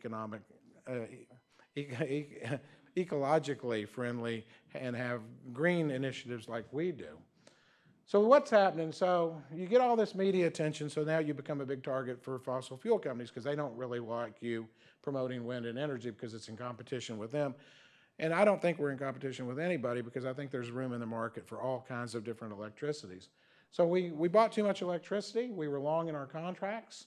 Consumer demand dropped because of better building materials, and the market was in turmoil. We lost $6.7 million in 2018. However, for the 4 years before that, we made $18 million. So it's not like we were going bankrupt. So what are we going to do about it? What we're going to do is all we have to do is sell our excess through June of 2022, and then we will have every kilowatt of electricity that we are buying, we will be used in Georgetown. We won't be selling back to the market. We're negotiating with other energy providers right now. We have other people that are negotiating on our behalf. I'm hopeful that in the next 6 to 8 weeks, we will have all that long power sold at our cost or for a profit. We're also looking for a new portfolio manager, and we're also doing a management audit right now to make sure that we're doing best practices. So here we go. Improving the management of excess power. What we've done is we've cut operational cost. We took advantage of the November natural gas spike to sell energy in the forward market, which we made money on that. And we're also seeking proposals from other utilities on selling the excess. The excess isn't a big deal. Is if we sell it all the way through June of 2022, then we'll be set through the terms of our contract, which is 2043. Effective February 1, the average customer used we do a PCA like all utilities do, and right now it's $12.82, so that we can have a sort of like stock up on money just in case things don't go as we plan. Hopefully we'll eliminate that $12.82 by September. That's our hope. We'll see if that happens. If not, maybe we can reduce it. If we can't take it all away, maybe we can reduce it by, I don't know, 25%, maybe 50%. And what we've done is, unfortunately, the media has not accurately reported on our electric fund. And so what we've done is we take our message, we take it to our website. Also, we mailed out 25,000 of my letters telling the citizens exactly what was going on. And the local paper didn't like that at all because we were telling them the truth. And so what we're trying to do is just go directly to our customers and citizens. Well, the reason we call them customers because not all our customers are citizens, but some of them are in the ETJ. They're not citizens, but they buy electricity, they buy water from us, they buy wastewater from us. So the city of Georgetown is really strong on financially. You know, the highest you can get is AAA bond ratings. In the general fund, it's AA+, utilities AA. Like I said before, our tax rate is the lowest in Central Texas, and our sales tax collections are going between 4% and 5% a year, which is the way we fund a lot of good stuff. So you want to see us compared to other folks? So this is, if you have a $250,000 home, you can see that we're the third less expensive when you take in real estate taxes, water, wastewater, and trash. Now, that includes the $12.82. So when we eliminate the $12.82, you can see that we're going to be significant. Well, I think we'll be in first place then, okay? And that should be coming hopefully in the near future. So this is how affordable. If you live in Taylor, it's kind of expensive. Austin's expensive, and you just go down the list like this because you can't really look at your cost at a la carte. You have to look at it as a basket of goods because you have to have water, you have to have wastewater, trash, electricity, and real estate taxes. What did we learn? We should manage our long position better. We were so focused on managing our short position that we didn't give enough attention to the long position. We're trying to fix that now. Vocal critics, national critics, and normally don't pick on small town mayors, but they are in this case. This is what happens. The reason it's so affordable to live in Georgetown is every year there's about $5 million worth of profit that's transferred from the utility fund to the general fund. The general fund pays for fire, police, parks, roads, those kind of things. It acts sort of like a de facto excise tax. And so the citizen-owned utility creates a lot of affordability in Georgetown. And we have high reliability. I've been there 14, 15 years and my electricity's gone out once. We have great customer service because we have a wonderful city manager. We've been doing this for over 100 years, hopefully 100 more. We're going to continue to focus on our mission, and this is reliable energy. When you walk into your home or business, you flip the switch, you get electricity, and you get it at an affordable rate. Maybe not the lowest rate, but it will be competitive with the other rates in the region. This is the cool stuff that we're working on. If y'all want to have fun, come on down to Georgetown the last weekend in April. It's a Red Poppy Festival. Pat Green is going to be playing on Main Street. Last year there were 20,000 people at the concert. It's free. We have a good time. It starts on Friday night with Dysfunction Junction. If you want a high energy show, come out and see those folks. They know how to entertain. And there's a lot of good food and a lot of vendors. Now, what we've been doing at Red Poppy, this is our experiment for the last several years, we want to get to 100% zero waste. And right now we're at 60, so we have a lot of different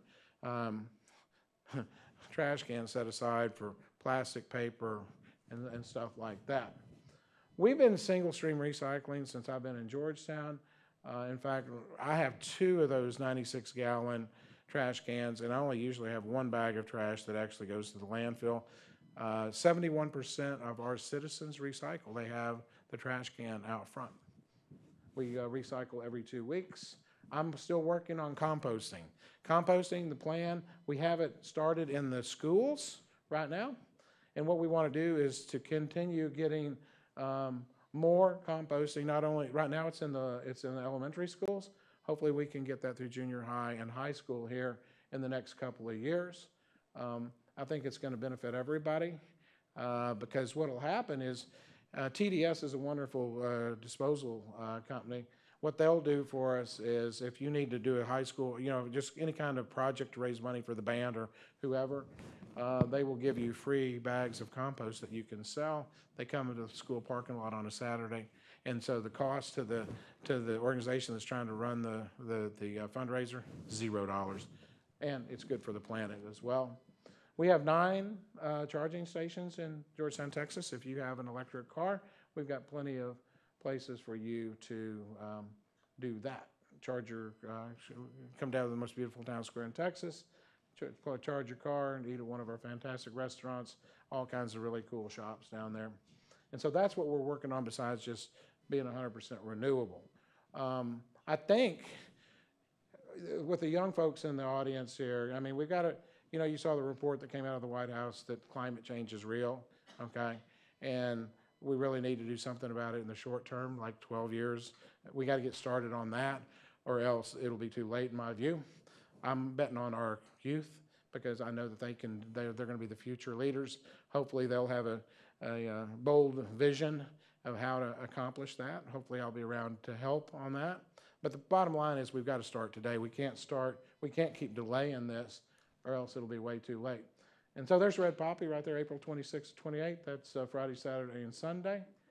And that's Georgetown, Texas. It's an honor to be their mayor. I've been there. This is my 5th year. I'm up for re-election next May if my wife lets me run another time. That'll be a conversation. She will negotiate really hard on that, I'm sure, and I'm going to have to give up a bunch of stuff in order to be able to do that. I'll be happy. Do we have time for any questions?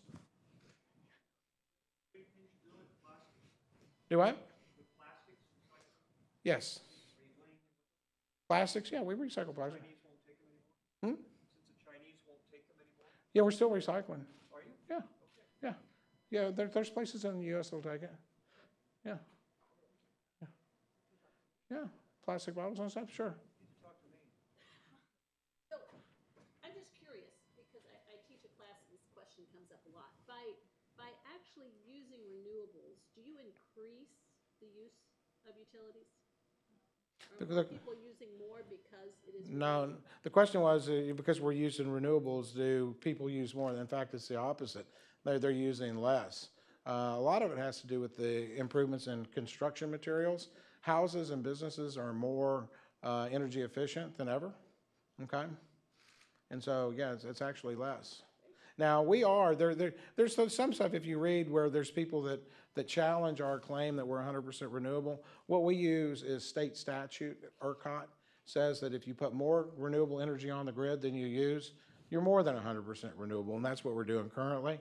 But again, the more media attention you get, the bigger and louder the critics are. So because I mean, they're shills for the fossil fuel industry. I mean, they want to promote fossil fuels, and I want to promote renewable energy. So I'm a big target. Yes, ma'am.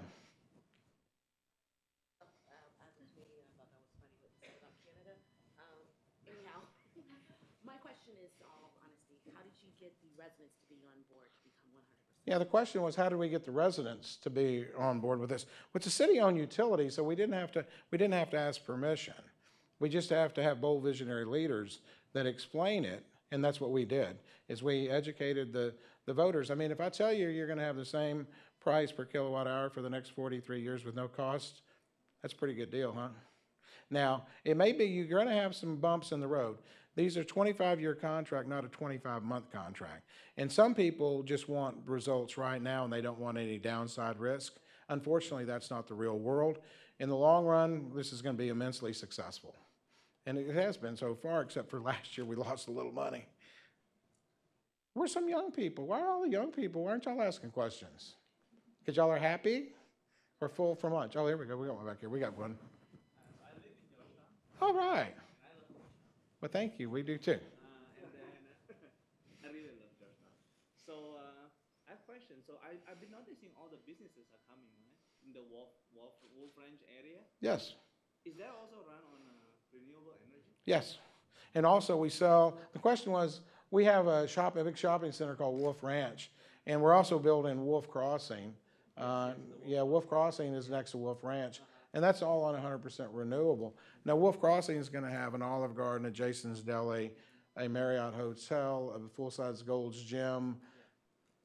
The first P. Terry's outside of Austin. Won't have a whole lot of economic impact, but psychologically, and it's the first one outside of Austin. So we're just happy that they have that much trust and confidence in us. But I think it's, so do you like use that as a pitch to get them to come to like using renewable energy? Well, I don't, yeah, everybody knows, because I'm out there really pimping out renewable energy, you know.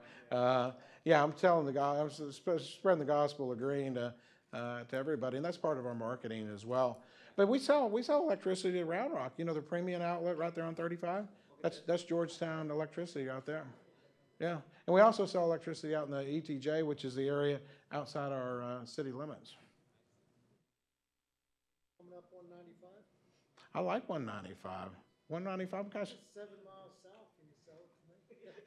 I did. I like it. Gosh, I was here 30 minutes early, and that never happens. I thought it was longer than that. But anyway, that's the Georgetown story. Stay tuned. We're going to continue to innovate. We're going to continue. I just think that everything, and I see everything. I'm a CPA during the day. I'm supposed to be doing tax returns right now, but I see everything through an economic development lens, because this is the deal.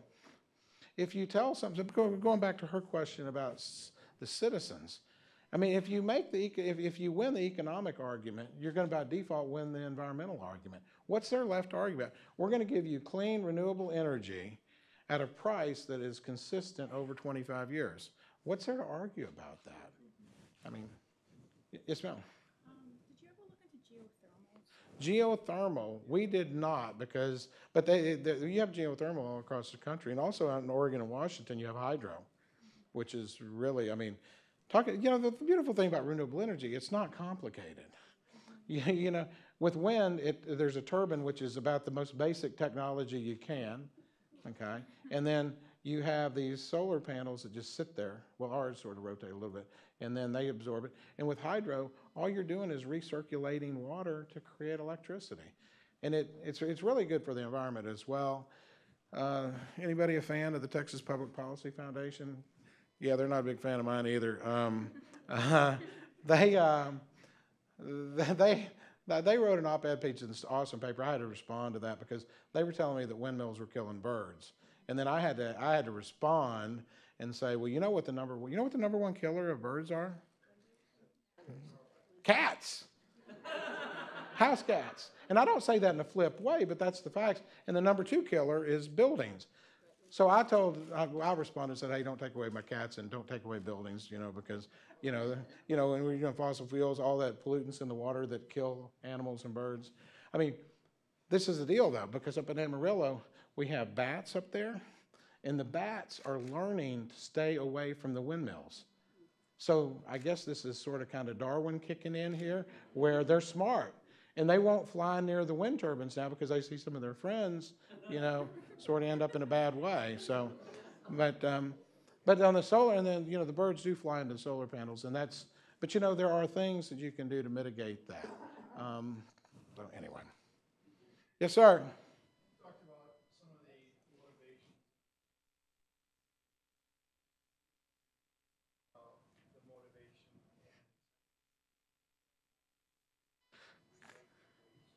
Yeah, the composting. The good thing about why I want to start in school is because it's captive audience.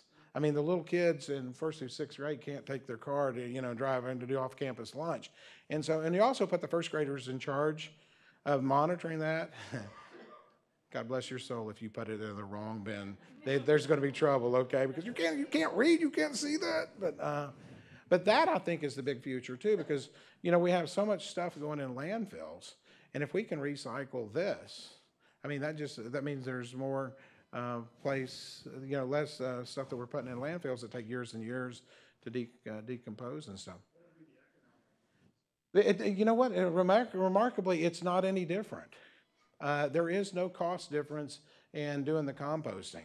I mean, we had those economic discussions with TDS, and although all you're doing, instead of having maybe 1 or 2 big bins, you're having 4. So it's not, they don't have, it's not, no additional work for them. And that's what makes, and then going back to renewable energy, if you win the economic argument, you're going to win the environmental argument. You know, so if you're getting good cost on your renewable energy and you're getting good cost on your trash, I mean, I only have 1 little bag of trash a week now. You know, my wife's fanatical now about, and I am too, about making sure that we recycle everything we possibly can. Do y'all recycle? Really? You're under oath, I will remind you. You do? Okay. Well, no, that's the good. And I'm just hopeful, but last year I went and gave a speech at Tarleton State, and I was so excited when I left because all the kids there were about 200 of them. I mean, these are the folks that are going to change the world. I'm 59 years old. I don't know how many years I have left. I don't have enough years left to really change the world, but y'all do. And the time to change is now. Don't wait. There's no way to delay this thing because it's going to keep getting worse and worse. You know, even in beautiful Central Texas and stuff. Because I went to China a couple of years ago, and we were recruiting biotech companies because we have a little biotech hub in Georgetown, which I think is the new PC. Like in the 90s, it was PC computers. Biotech's the new, really cool stuff. And we went over there and we pitched to about 200 biotech companies to come and relocate to Georgetown. And on the way home, we stopped in Beijing, and this was in the spring, and everybody had on the mask, and your eyes would burn. And so they wanted me to come over there in the spring because in the summer it's supposed to be really horrible. But you know, that's what our world's coming to. You know, if we don't stop the pollution that's going up in the air, in the environment, it's just going to get worse and worse, and that's going to create all kinds of additional problems, and the magnitude's going to be increased as we go down this path. So we have to do whatever we can, and I hope the youngsters in this room will take up the mantle and make that happen. So I can retire in peace and harmony and in a clean environment. We got any more questions? Yes, sir. As a place that's growing, obviously there's a lot of development going on, commercial and residential. What influence are you using as the local government in terms of building design, BREEAM certification and that kind of thing? Yeah, well, you know, one of the things is, again, I keep on going back to economics. 5 years ago, we didn't even, our universal development code, because, you know, water is a challenge too. Now, we have a 50-year contract, but if the guy doesn't have water to sell us in year 40, you know, what are you going to do? You know, sue him for what? So anyway, we're doing a lot of water conservation, but this is the deal. The builders, they changed the way they did landscaping before we even made it a UDC policy. And let me tell you what, builders, when you have big trees on a lot, they do everything they can to preserve them because you know why? Because that house and lot is going to sell for a lot more money with a big mature tree on it. And so what's happening right now, they changed the way they landscaped without us even doing it by ordinance. And so with all this growth, we do more xeriscaping by ordinance now, and they're on board with it.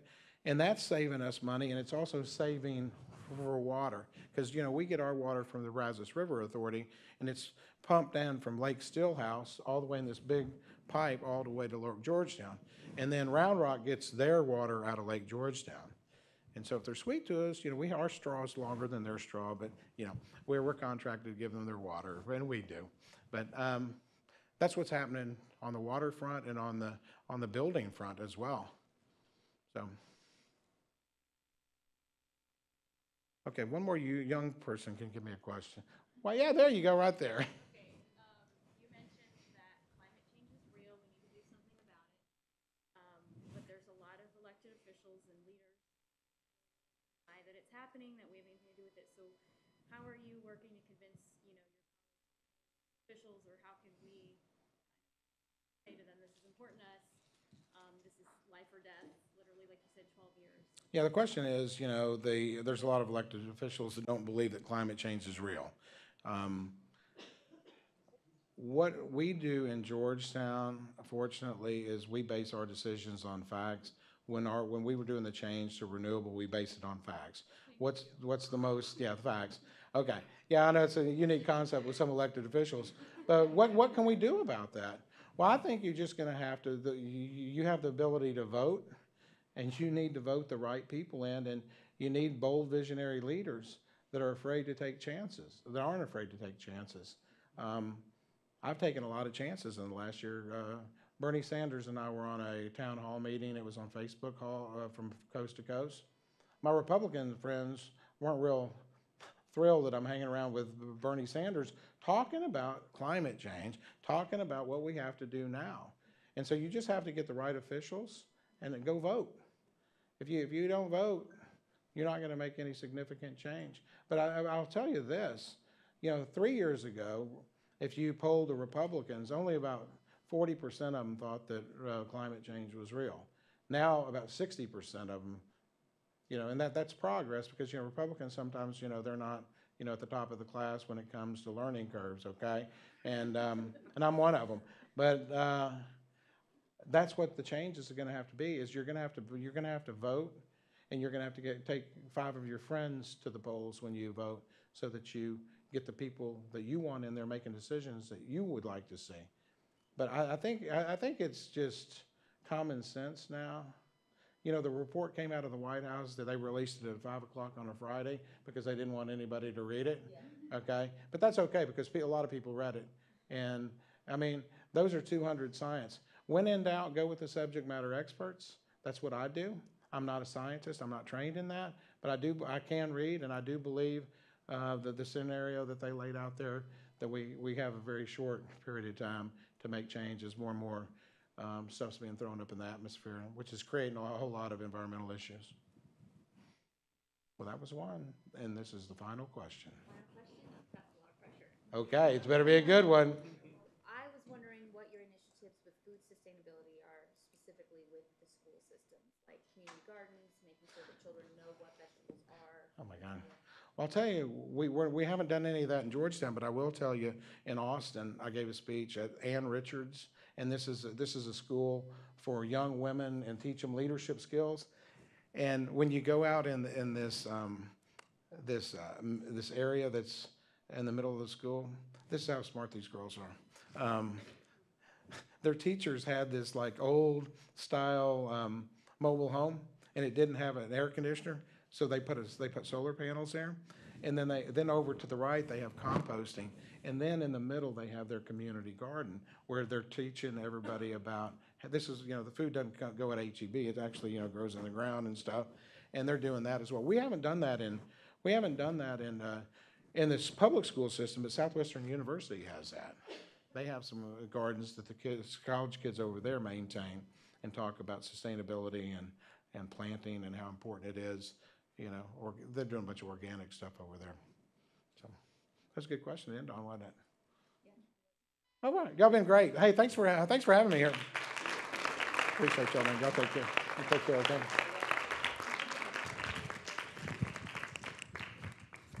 Thank you for having me. This is my honor. Thank you. Go do some tax returns. I gotta go do some tax returns.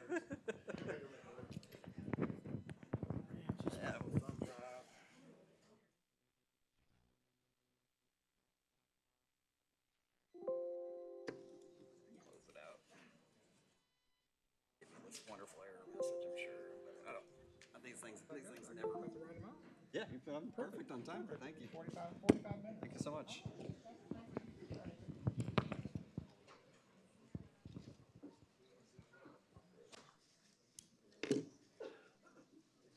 Bear with me just one sec.